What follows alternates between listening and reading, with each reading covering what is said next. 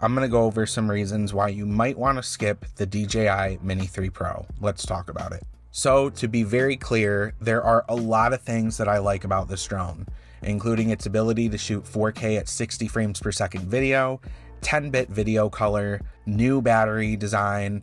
There's a lot to like about it, but there's also some cons that I also need to discuss with people that may change your mind about buying it. So con number one is that the internal storage only has 1.2 gigabytes. There is basically no internal storage for you to store any photos or videos if you happen to leave your SD card at home.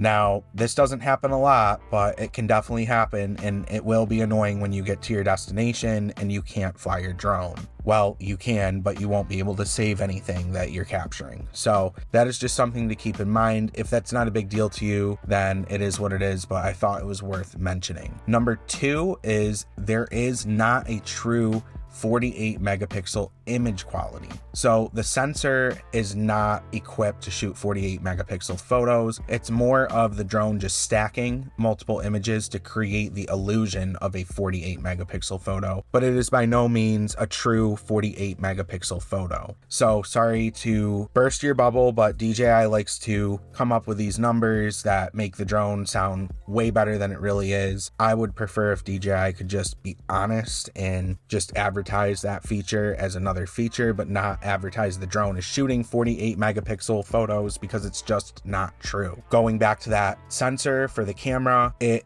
is considered a pro model, but there is no 1-inch camera sensor like the DJI Air 2S or the DJI Mavic 3. You might be thinking this drone isn't supposed to be that. It's supposed to be more of a beginner drone. Yes, but why call it pro then? For the last one, there is no top-facing obstacle avoidance sensor. You could actually hit something above you, so you need to keep that in mind. If you were used to flying a DJI Mini 2, then honestly flying the DJI Mini 3 isn't going to be that big of a deal.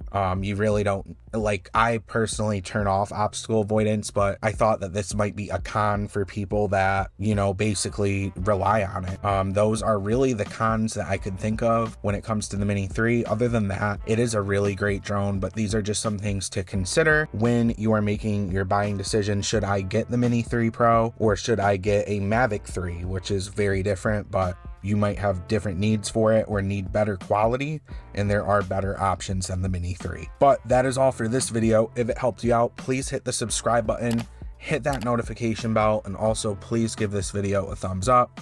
Until next time, I'll see you guys in the next one.